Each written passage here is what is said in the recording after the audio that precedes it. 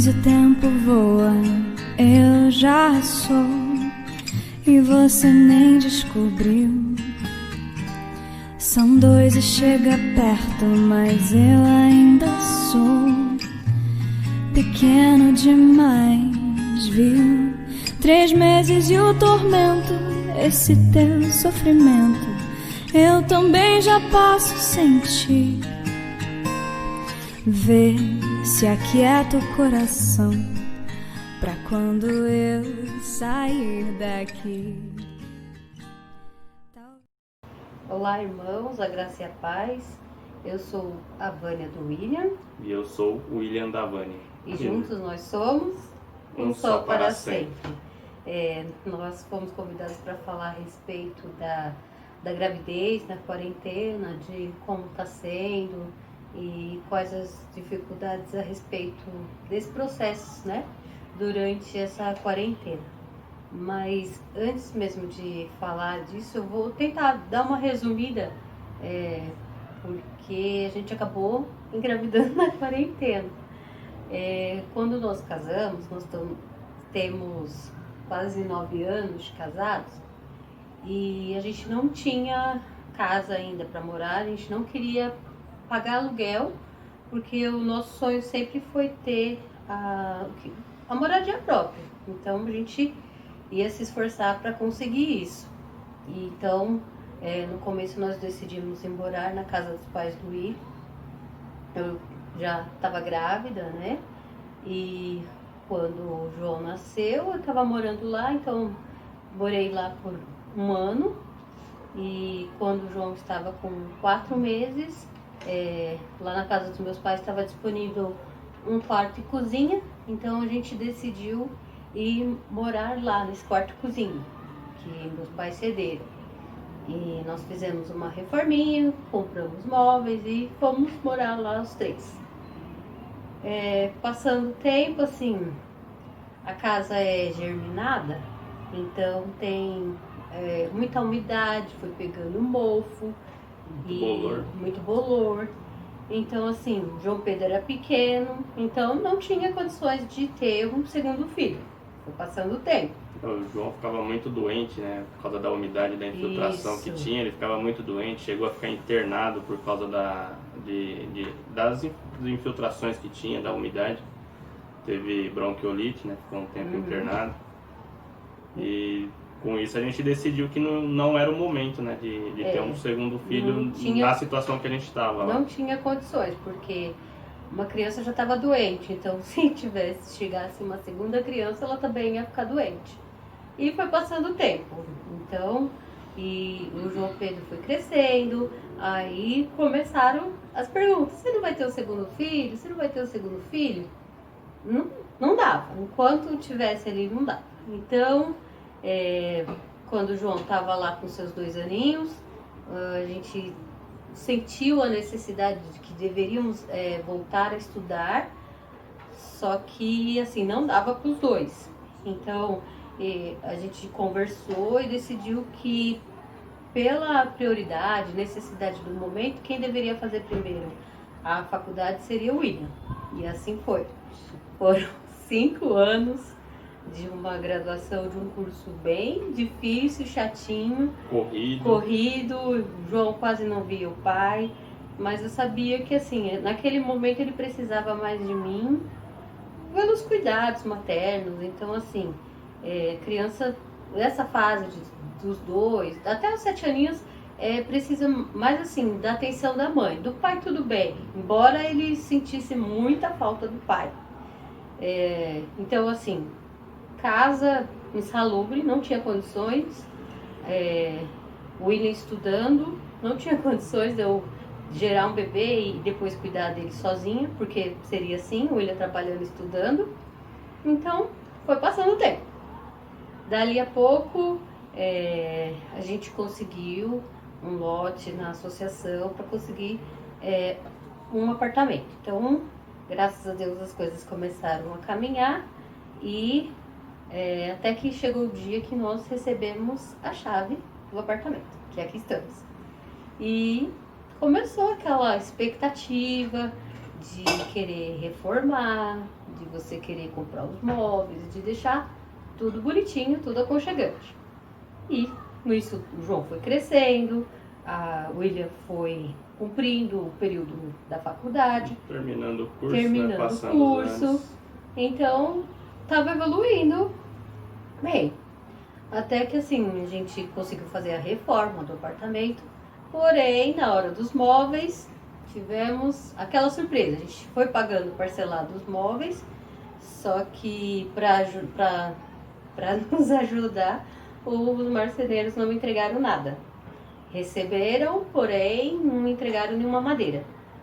Então, foi aquela frustração, né? Porque quando você muda, você para um apartamento, para uma casa, um espaço que é seu, e você tem planos, projetos, então acaba frustrando. Né? Foi essa sensação de frustração na época. Então, assim, acabou que a gente foi fazendo o que dava, até que por fim, pela situação da casa que nós estávamos, já está bem mofada, bem úmida, então a gente acabou decidindo mudar do jeito que dava.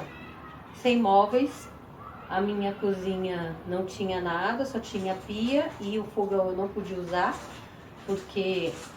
Na bem da verdade, quando a gente mudou pra cá, a gente conversou, né? Embora aconteceu tudo isso, né? A gente conversou, vamos, assim, fazer o básico, né? Vamos tentar ajeitar o melhor possível a cozinha e o banheiro, né? Que é o principal, né? Se não tiver uma cozinha e um banheiro, não tinha nem como a gente ficar aqui dentro. Então, a gente conversou, falou, vamos ajeitar a cozinha e banheiro, depois que conseguir fazer isso, a gente muda lá pra dentro e o restante a gente vai conseguindo aos poucos, né? Isso, aí o que a gente tinha de guarda-roupa, de cama, a gente acabou trazendo, o que tinha condições de trazer, o que não tinha ficou por lá mesmo, porque as coisas já estavam mofadas e não seria legal a gente trazer coisa mofada pra cá. A gente não tinha sofá, não tinha cadeira, não tinha estante, era uma casa muito engraçada que tinha teto, mas não tinha nada. Então a gente mudou e as coisas foram se ajeitando. Então assim, as coisas foram acontecendo e a prioridade, vinha outras prioridades na frente em relação à decisão de ter um bebê, um segundo bebê. Então, mas com tudo isso, o meu relógio biológico, né, gente, foi avançando. Eu já não tinha mais 30 anos, eu já estava na casa dos 37. Então, assim, quanto mais o tempo passa para uma mulher e ela não consegue engravidar, então a circunstância para ela poder engravidar acaba sendo mais difícil. Então, é muito mais fácil engravidar aos 30, ter condições de gerar e cuidar do bebê é mais fácil. Então, a partir dos 35, as coisas se tornam mais difíceis, assim como foram e tem sido, porque até então eu me prevenia com o DIU de cobre. O DIU de cobre, ele aumenta muito o fluxo sanguíneo, né, durante a menstruação, e com isso eu acabei tendo muito anemia. Então, assim, todas aquelas prioridades, e aí em contrapartida fisicamente eu tinha as anemias e eu não queria tirar o DIU, porque de fato até aquele momento não dava para ter um bebê.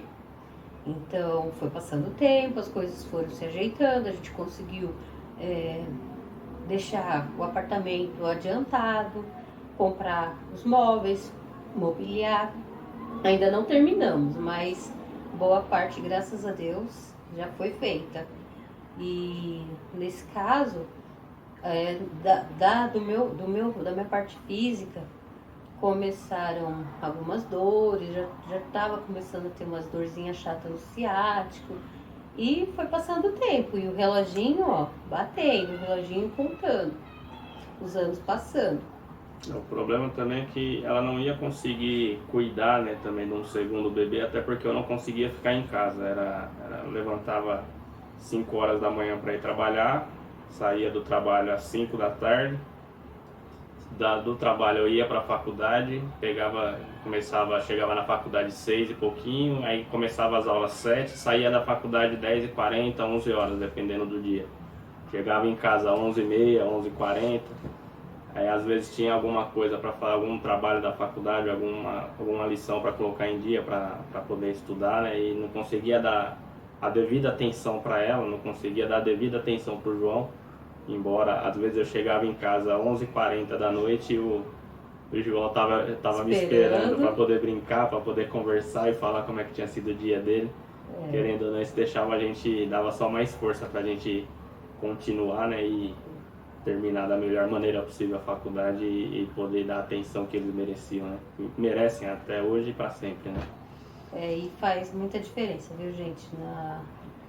Na gestação do João Pedro, o William estava desempregado na época e me ajudou bastante no finalzinho e no começo com o bebê também, que é bem difícil. Então faz muita diferença ter o esposo nessa hora com os cuidados com o bebê.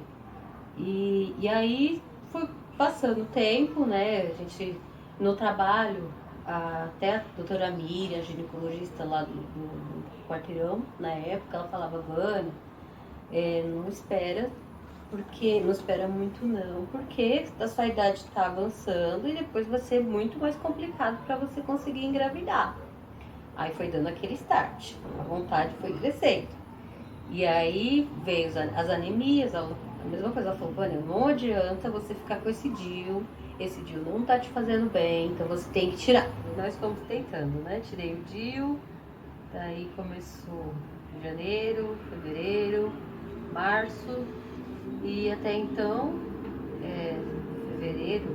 janeiro e fevereiro, a pandemia ainda não havia chegado, e março ela chegou com tudo, eu trabalhando na área da saúde, e tinha até esquecido, né, da gravidez, de engravidar, tudo, toda a ansiedade tinha passado e estava mais preocupada com a situação, com meus pais, com o sogro, sogra, né, que são de idade e tal, como seria a partir dali, como seria a minha rotina dentro da enfermagem, trabalhando no ambulatório, o ambulatório fechou tudo, então assim, nosso destino estava incerto, né, a gente não sabia se ia para o pronto-socorro, se ia para o hospital municipal, para que setor que ia, sendo da enfermagem, então para algum lugar a gente ia.